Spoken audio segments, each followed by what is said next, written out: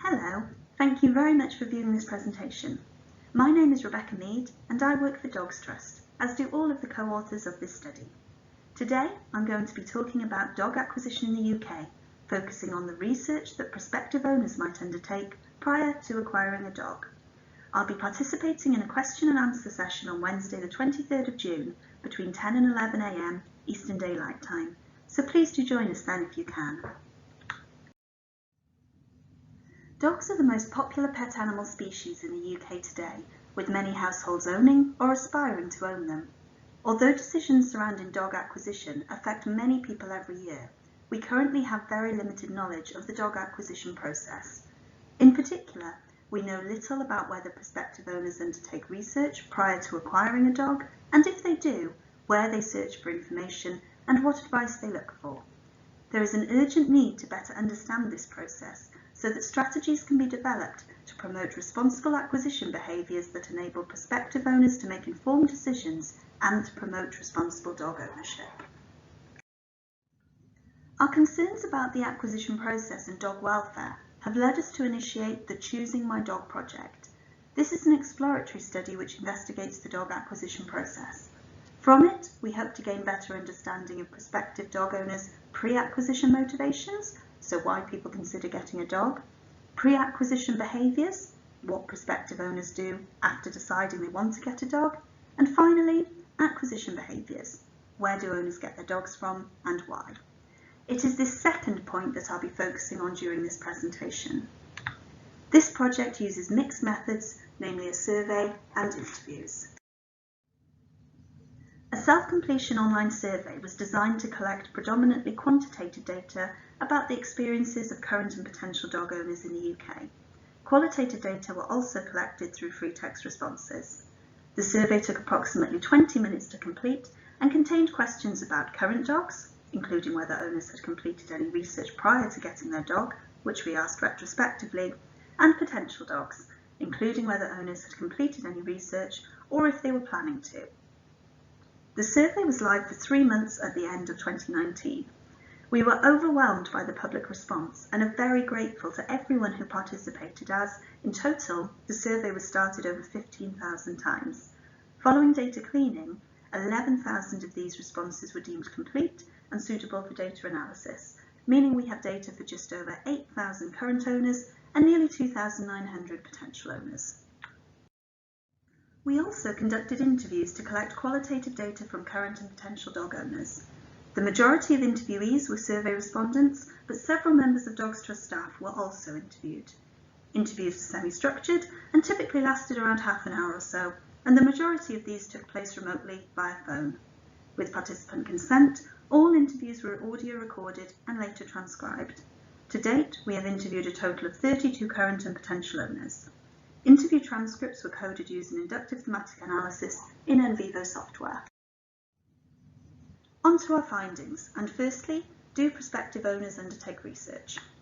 Of the current owners surveyed, just over half stated retrospectively that they had looked for advice or information prior to acquiring their dog.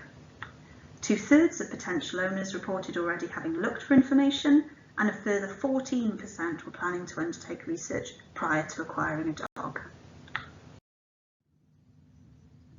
We don't know much about why owners choose to undertake research or not. Clearly, many potential owners recognise the value of completing research before acquiring a dog, as this quote highlights. Do your homework as your heart takes over when you go looking. Indeed, some owners commented on how important it was for them to have looked for information prior to getting a dog, and many recommended that all potential owners should do their research. However, as we just saw, not everyone does their research. Some suggested this was to do with their previous experiences as a dog owner and feeling that they didn't need any information or advice. For example, this owner told us, "I didn't do any research because I'm one of these people that thinks they know everything. Because I had had animals and had dogs and done dog training and dog trials, so no, I didn't get any advice whatsoever." In particular, previous ownership of a chosen breed seemed important for some, as highlighted here. We didn't do any research as we'd had that breed before. Back to those who did look for information or advice. The top 5 sources are shown here. For those respondents who were current owners and had responded retrospectively, for those who were potential owners and had already undertaken some research, and for those potential owners who were planning to look for information. Respondents were able to select multiple responses. The importance of family and friends was clear for many prospective owners.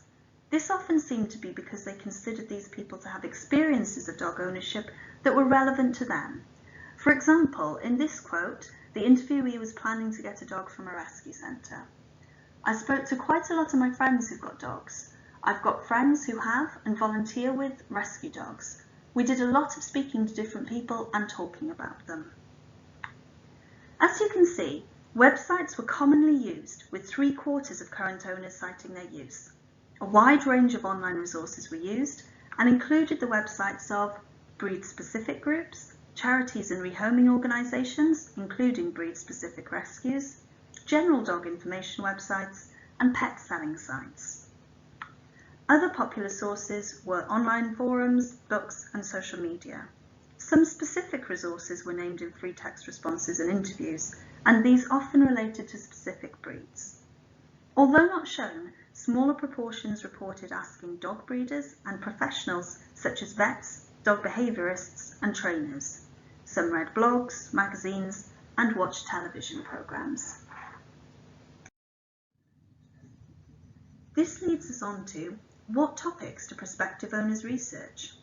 Free text responses and interviews revealed that prospective owners want information about many different things. Key emerging themes include the needs or requirements of dogs, information about breeds or types of dogs, the needs or requirements of owners, aspects of dog ownership, and how to source a dog. These tend to be interlinked and overlap, as we shall see.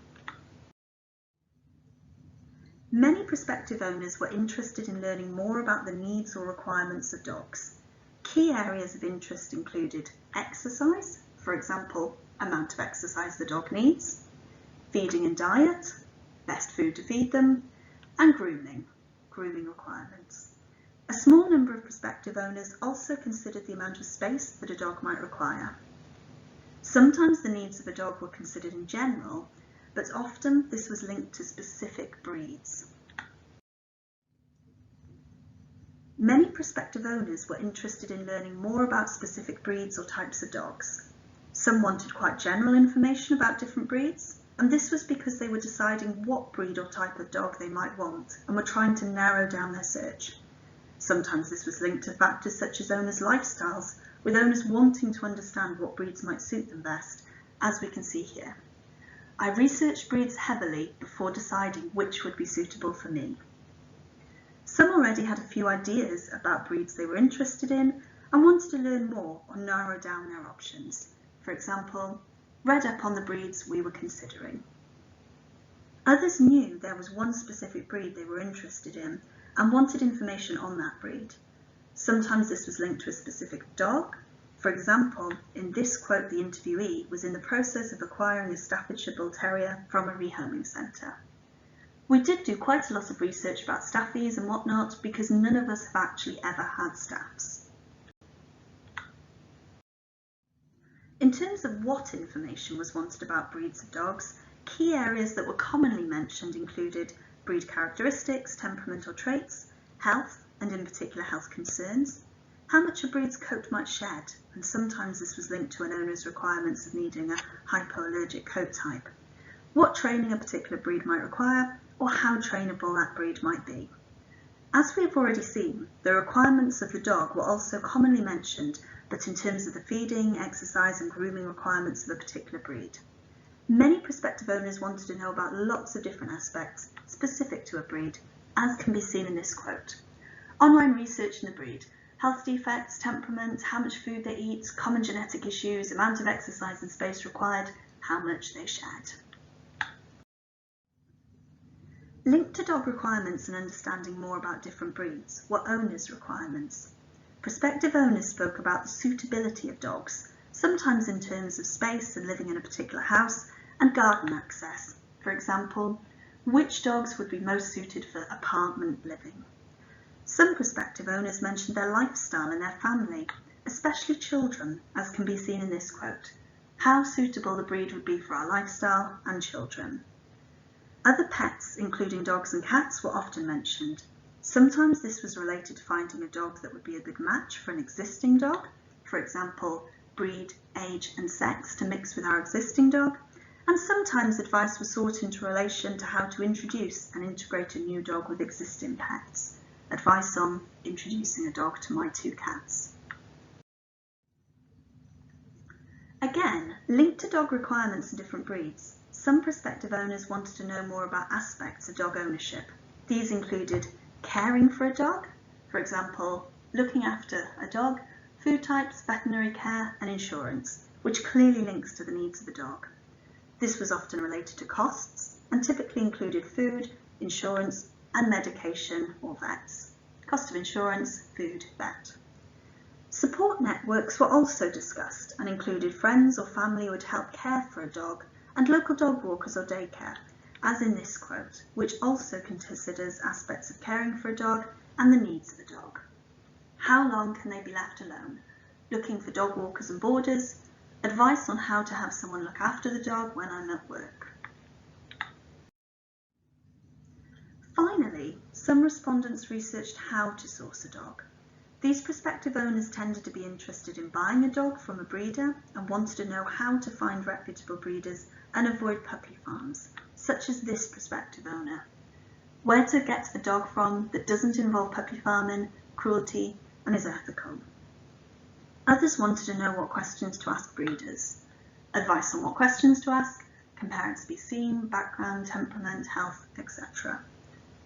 Some respondents were interested in finding and researching rehoming centres, including the process of adopting a dog. For example, read all info on any rescue websites on what was needed to adopt a dog. We've looked at what information prospective owners look for, but do they actually find this? 90% of potential owners and, retrospectively, 96% of current owners stated that they had found all the information they were looking for. Of those who hadn't found the information they wanted, the areas that advice were needed in were varied. Sometimes these involved quite specific questions or situations. For example, where will let me adopt a dog with young children? However, some prospective owners commented on how they had found conflicting advice from different sources and that they didn't always know which sources or information to trust. Typically, these seem to refer to online sources. For example, I wasn't sure about the quality of advice I was reading. Many websites contradicted other sites. In conclusion, undertaking research is important for many prospective dog owners. Online resources are commonly used, and the advice of family and friends is also valued by many, particularly where these are considered to be experienced dog owners. As we have seen, prospective owners want information related to many areas. These include the requirements of dogs, breeds and types, owner requirements, dog ownership, and sourcing a dog. The majority of owners find all the information they want. However, some raise concerns about the quality of the information they find and conflicting advice. They are not always sure which sources to trust. We have collected lots of data related to prospective owner research. We are still analysing these data and are interested in better understanding the reasons behind decisions. For example, why do prospective owners use certain sources and what are their experiences of these resources? We have collected data related to demographics and whether respondents have previously owned dogs. Are these important factors in terms of whether a prospective owner undertakes any research? Recently, we've collected additional data through a follow-up survey. We also have the potential to interview more respondents. More generally, we're keen for our findings to be used to help improve the accessibility and usefulness of information available for prospective dog owners.